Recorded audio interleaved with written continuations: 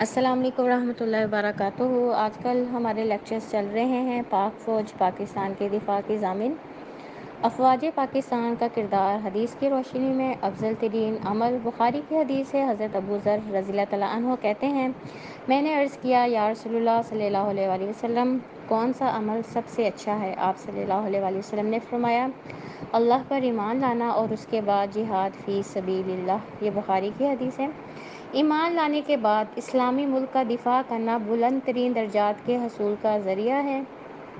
مسلم کی حدیث ہے، حضرت ابو سعید خدری رضی اللہ تعالیٰ عنہ کہتے ہیں، آپ صلی اللہ علیہ وآلہ وسلم نے فرمایا، جو شخص اللہ کے رب ہونے پر، اسلام کے دین ہونے پر اور محمد صلی اللہ علیہ وآلہ وسلم کے نبی ہونے پر راضی ہوا، اس پر جنت واجب ہے۔ اور مزید فرمایا، ایک اور عمل ایسا ہے جس کی وجہ سے جنت میں آدمی کے 100 درجے بلند ہو سکیں گے۔ میں نے عرض کیا یا رسول اللہ صلی اللہ علیہ وآلہ وسلم، وہ کون سا عمل ہے؟ آپ صلی اللہ علیہ وآلہ وسلم نے فرمایا، جہاد فی سبیل اللہ، جہاد فی سبیل اللہ۔ اب دیکھیں، جو لوگ بھی ہمارے اسلامی ملک پاکستان کی حفاظت کرتے ہیں، تو دیکھیں ان کی کتنے جو ہے اللہ تعالیٰ ان کو جو ہے نعمتوں سے نوازتے ہیں۔ دنیا میں بھی ان کی عزت ہوتی ہے اور آخرت میں جو ہے اس میں بھی ان کو، اب دیکھیں جنت کے 100 درجے ہیں، اور اس حدیث میں کیا ہے کہ اللہ تعالیٰ ان کے 100 درجے جو ہیں وہ جنت میں جو ہیں وہ بلند کریں گے۔ تو اس لیے انسان جو بھی اس ملک کے دفاع کے لیے اپنا اپنا حصہ ڈال رہا ہے، تو وہ دیکھنے وہ کتنا خوش قسمت ہے۔ اسی طرح اللہ پہ ایمان لانے کے بعد ہجرت اور اسلامی ملک کا دفاع کرنے والوں کے لیے اللہ تعالیٰ 3 گھر بناتے ہیں، ایک گھر جنت سے باہر، ایک جنت کے وسط میں اور ایک جنت کے بالا خانوں میں۔ نسائی کی حدیث ہے، حضرت فضالہ رضی اللہ تعالیٰ عنہ سے روایت ہے کہ میں نے آپ صلی اللہ علیہ وسلم کو فرماتے ہوئے سنا ہے، میں ضامن ہوں جنت سے باہر، جنت کے وسط اور ایک گھر جنت کے بالا خانوں میں، اس شخص پر جو ایمان لایا، ہجرت کی اور جہاد کیا، جس نے یہ تینوں کام کیے، گویا اس نے نیکی کی کوئی بات نہ چھوڑی اور برائی سے مکمل طور پہ بچا رہا، ایسا شخص جہاں بھی مرنا چاہے مرے، اس کے اجر و ثواب میں کوئی بھی کمی واقعہ نہیں ہوگی۔ اب دیکھیں 3 جو ہے نیک اعمال ہیں۔ پہلا نیک عمل کون سا ہے؟ کہ اللہ پہ ایمان لانا۔ ظاہر ہے اللہ پہ ایمان لائے بغیر تو کوئی بھی نیکی آپ کو پتہ ہے اللہ کے یہاں قبول نہیں ہوتی۔ دوسرا، اللہ کے راستے میں ہجرت کرنا، اور تیسرا، اللہ تعالیٰ کی رضا کے لیے جو ہے جہاد کرنا، اسلامی ملک کا دفاع کرنا۔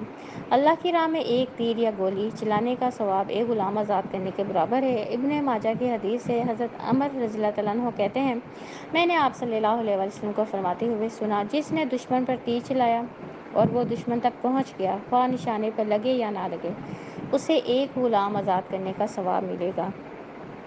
اب دیکھیں آپ صلی اللہ علیہ وسلم کے وقت میں اور اس کے بعد بھی، پہلے آپ کو پتہ ہے دشمن کا مقابلہ تیروں کے ذریعے ہوتا تھا اور تلواروں کے ذریعے ہوتا تھا۔ اب وقت کے ساتھ آپ کو پتہ ہے تیر کی جگہ جو ہے گولی نے لے لی ہے، میزائلس نے لے لی ہے، اور آپ کو پتہ ہے جو ہے تلواروں کی جگہ بھی اور جدید اسلحہ بڑا اس دنیا میں آ چکا ہے۔ تو اب اس حدیث کے مطابق چاہے کوئی گولی چلائے چاہے تیر چلائے، اب چاہے وہ نشانے پہ لگے نہ لگے، ایک گولی یا ایک تیر چلانے پر ایک غلام آزاد کرنے کا ثواب ہے۔ اگر کسی نے 50 چلائی ہیں 50، کسی نے 100 چلائی ہیں 100، تو دیکھ لیں کس حد تک جو ہے اجر ہے ملک کا دفاع کرنے کا۔ اسلامی حکومت کی حفاظت کرنے پر جنت واجب ہو جاتی ہے۔ ترمذی کی حدیث حضرت معاذ بن جبل رضی اللہ تعالیٰ عنہ سے روایت ہے کہ آپ صلی اللہ علیہ وآلہ وسلم نے فرمایا، جو مسلمان اللہ کی راہ میں اتنی دیر لڑے جتنی دیر اونٹنی کا دودھ ہونے میں لگتی ہے، اس پر جنت واجب ہو جاتی ہے۔ اور جو شخص اللہ کی راہ میں زخمی ہو یا ٹھوکر کھائے، وہ قیامت کے دن اپنے زخم کے ساتھ اس حال میں آئے گا کہ اس کے خون کا رنگ زعفران جیسا اور اس کی خوشبو مشک جیسی ہوگی۔ اب دیکھیں اونٹنی کا دودھ دھونے میں کتنا وقت لگتا ہے، 20 منٹ 25 منٹ، چلے میکسیمم آدھا گھنٹہ۔ اگر کسی بھی مسلمان نے ملک کے دفاع کے لیے اتنا ٹائم بھی جہاد کیا تو ایسے شخص پہ جنت واجب ہو جاتی ہے۔ اور اگر وہ زخمی ہو گیا، اس کا خون نکلا، تو جو ہے اس کے خون کا رنگ کیسا ہوگا، زعفران جیسا، اور اس خون سے خوشبو جو ہے وہ مشک جیسی ہوگی۔ حضرت انس بن مالک رضی اللہ تعالیٰ عنہ کہتے ہیں، آپ صلی اللہ علیہ وآلہ وسلم نے فرمایا، اللہ کی راہ میں ایک صبح یا ایک شام چلنا یا گزارنا دنیا اور اس میں جو کچھ ہے اس سے بہتر ہے۔ یہ بھی مسلم کی حدیث ہے۔ اب دیکھیں اس حدیث کا مطلب اللہ کی راہ میں، یعنی کہ ملک کے دفاع کے لیے، اللہ کی رضا کے لیے، ملک کے دفاع کے لیے جو شخص بھی ایک صبح یا ایک شام چلتا ہے، یا ایک صبح کہیں گزارتا ہے ملک کے دفاع کے لیے، یہ شام گزارتا ہے، تو اس کے لیے کتنا زیادہ اجر ہے۔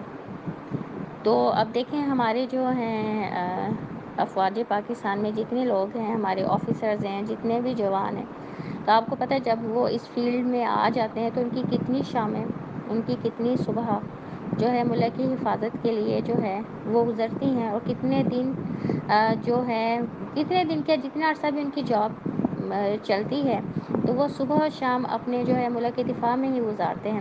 اسی طرح اگلی حدیث بخاری کے حضرت عبدالرحمن بن جبر رضی اللہ تعالیٰ عنہ سے روایت ہے کہ آپ صلی اللہ علیہ وسلم نے فرمایا، اللہ کی راہ میں غبار آلود ہونے والے پاؤں کو جہنم کی آگ نہیں چھوئے گی۔ اب دیکھیں جو بھی ہمارے جوان اور آفیسرز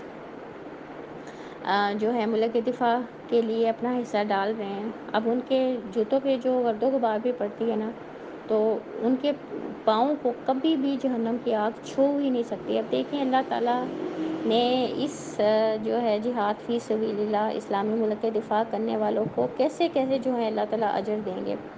جنت تلواروں کے سائے تلے ہے۔ مسلم کی حدیث سے حضرت ابو موسیٰ رضی اللہ تعالیٰ عنہ کہتے ہیں، آپ صلی اللہ علیہ وسلم نے فرمایا، جنت کے دروازے تلواروں کے سائے تلے ہیں۔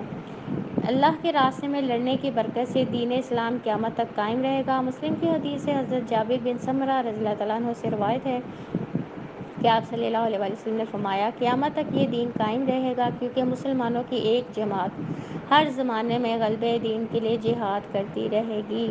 تو اب دیکھیں اس حدیث کے مطابق جو بھی اسلامی ممالک ہیں، اب ان اسلامی ممالک کا جو بھی فورسز جو ہیں دفاع کرتی ہیں تو ان کی مدد کرنے کا وعدہ اللہ نے کیا ہے، کیونکہ دیکھیں اسلامی ملک ہوگا تو وہاں اسلامی قوانین نافذ ہوں گے تو مسلمان اسلام کے مطابق زندگی گزار سکیں گے نا۔ تو اس ملک کے دفاع کے لیے ہمیں جو ہے ایک ایسے ادارے کی ضرورت ہے کہ وہ کچھ لوگوں کو سلیکٹ کر کے جن میں صلاحیتیں زیادہ ہیں ان کو اچھی طریقے سے ٹریننگ دے، پھر وہ اس ملک کی حفاظت کریں۔ تو اس لیے جو ہے اللہ تعالیٰ کی جو مدد ہے ایسے لوگوں کے ساتھ شامل حال ہوتی ہے۔ مجاہد جب تک حالت جنگ میں رہتا ہے اسے مسلسل روزے قیام کرنے، ہر وقت اللہ سے ڈرنے، مسلسل رکوع کرنے، سجدہ کرنے والے عابد کے برابر ثواب ملتا ہے۔ نسائی کی حدیث سے حضرت ابو ہریرہ رضی اللہ تعالیٰ عنہ سے روایت ہے کہ میں نے آپ صلی اللہ علیہ وسلم کو فرماتے ہوئے سنا ہے، مجاہد فی سبیل اللہ کی مثال ایسی ہے جیسے کوئی مسلسل روزے رکھے، قیام کرے، ہر وقت اللہ سے ڈرے، مسلسل حالت رکوع میں رہے اور مسلسل سجدے میں پڑا رہے۔ ابھی دیکھیں ایک عابد 24 آورز اللہ کو راضی کرنے کے لیے ساری نیکیاں کرتا ہے، لیکن جو مجاہد اس اللہ کی رضا کے لیے ہر وقت حالت جنگ میں رہتا ہے، ملک کے دفاع کے لیے ہر وقت جو ہے وہ ہائی الرٹ والی سچویشن میں رہتا ہے، تو وہ دیکھو اسے مسلسل ان تمام نیکیوں کا ثواب ملتا ہے۔ اب دیکھے جائے جتنے بھی ہماری فورسز ہیں وہ ہر وقت حالت جنگ میں رہتی ہیں۔ دیکھیں دشمن کیا چاہتا ہے، کوئی ویک پوائنٹ ملے اور وہ جو ہے اسلامی ملک کو نقصان پہنچا دے۔ اب اس کے لیے جو ہماری فورسز ہیں وہ 24 آورز ہر وقت حالت جنگ میں رہتی ہیں، ہائی الرٹ رہتی ہیں، جو ہے سرحدوں کی حفاظت بہترین طریقے سے کرتی ہیں۔ جو ہمارے ادارے ہیں، چاہے وہ جو ہے ہماری بحری فوج ہو، ہماری فضائیہ ہو یا ہماری جو ہے بحریہ ہو، اب وہ فضائیہ آپ کو پتہ ہے آسمانوں کی حفاظت کرتی ہے، اسی طرح جو بحری فوج ہے وہ زمین پہ جو سرحدیں بنی ہوئی ہیں اس کی حفاظت کرتی ہے۔ ہماری جو نیوی ہے وہ سمندروں میں جو ہماری حصہ ہمارے ملک کے اندر پاکستان میں آتا ہے اس کی حفاظت کرتی ہیں، تو وہ ہر وقت حالت جنگ میں رہتے ہیں نا، وہ تو ایک لمحے کو بھی آپ کو پتہ ہے غفلت کا مظاہرہ نہیں کر سکتے، کیونکہ کئی دفعہ آپ ایک منٹ کو غفلت کرتے ہیں اور دوسرا جو ہے ملک آپ پہ اٹیک کر دیتا ہے۔ تو اس لیے اب دیکھیں جو بھی ہمارے مجاہدین سارے کے سارے جو ہر وقت حالت جنگ میں رہتے ہیں انہیں مسلسل ان نیکیوں کا جو ہے وہ ثواب ملتا رہتا ہے۔ اسلامی ملک میں آرمی کے ادارے کی ضرورت کیوں ہے؟ کسی بھی ملک کے دفاع کے لیے آرمی جو ہے وہ اہمیت کی حامل ہے۔ ایک ایسا ادارہ ہر اسلامی ملک میں ہونا چاہیے جو نوجوانوں کی جنگی تربیت کرے، ان کو دشمنوں کے خلاف لڑائی کے لیے تیار کرے۔ ملک کے دفاع کے لیے ایسے ادارے کی ضرورت ہے جو تربیت یافتہ فوج رکھے اور ملک کی سرحدوں کی حفاظت کر سکے۔ یہ کام ہر ملک کی حکومت کا ہے کہ وہ ایک ایسا ادارہ تشکیل دے اور حکومت اس ادارے کو فنڈز مہیا کرے تاکہ وہ ادارہ ملک کے دفاع جو ملک کا دفاع ہے وہ بہترین طریقے سے کر سکے۔ ایک اصول ہمیشہ یاد رکھیے گا، ملک کے دفاع کے لیے ایک منظم ادارے اور تربیت یافتہ لوگوں کی ضرورت ہے۔ کوئی انسان انفرادی طور پر بغیر ٹریننگ کے یہ کام نہیں کر سکتا۔ اہم بات قرآن و حدیث سے معلوم ہوتا ہے، جو لوگ اللہ کی رضا کے لیے ملک کے دفاع کی خاطر اپنی جان و مال کو لگا دیتے ہیں، اللہ کے یہاں ان لوگوں کا کیا مقام ہے۔ اللہ تعالیٰ پاکستان کو، ہماری آرمی کے ادارے اور ہماری تمام فورسز کو سلامت رکھے، آمین، جو ملک کے دفاع کے لیے دن رات کوششیں کرتے ہیں۔ تو اب دیکھیں آج کے لیکچر سے ہمیں پتہ چلتا ہے جو بھی ہماری آرمی فورسز ہیں ان کا مقام حدیث کی روشنی میں کیا ہے۔ اللہ تعالیٰ ہمارے ملک کو سلامت رکھے اور ہماری تمام فورسز کو بھی اپنے حفظ و امان میں رکھے، جن کی وجہ سے ہم اپنے ملک میں سکون سے رہ رہے ہیں۔ سبحانک اللہم و بحمدک، اشہد ان لا الہ الا انت، استغفرک و اتوب الیک۔ ربنا تقبل منا انک انت السمیع العلیم وتب علینا انک انت التواب الرحیم۔ سبحان ربک رب العزت عما یصفون وسلام علی المرسلین والحمد للہ رب العالمین۔